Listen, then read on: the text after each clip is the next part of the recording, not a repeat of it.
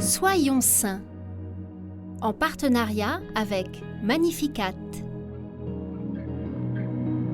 En cette fête de la présentation de Jésus au Temple, nous souhaitons une belle fête aux Théophanes.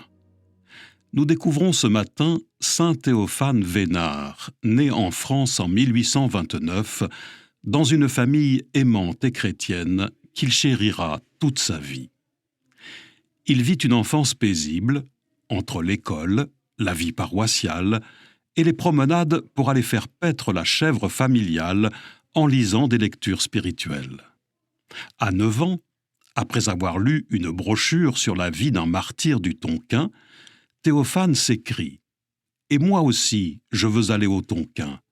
Et moi aussi, je veux mourir martyr. » Une fois prêtre, il y est en effet envoyé par les missions étrangères et y parvient en 1854.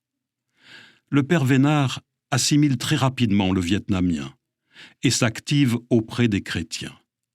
Malheureusement, il tombe malade, souffrant de la tuberculose. Il reçoit plusieurs fois les derniers sacrements, puis demande à subir une opération délicate et surtout hasardeuse, relevant d'une forme d'acupuncture. D'aucuns se diraient qu'il porte décidément bien son nom de famille. Nous y voyons l'œuvre de la grâce. Après quelque temps, les persécutions prennent une ampleur effroyable.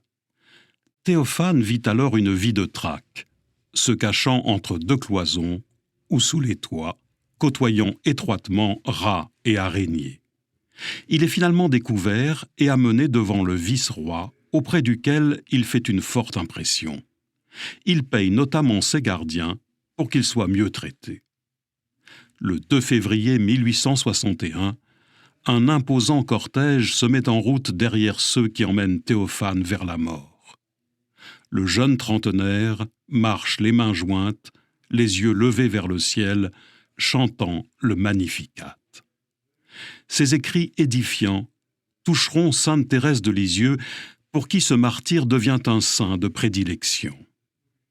Mettons-nous à l'écoute de saint Théophane Vénard. Nous sommes tous des fleurs plantées sur cette terre et que Dieu cueille en son temps, un peu plus tôt, un peu plus tard.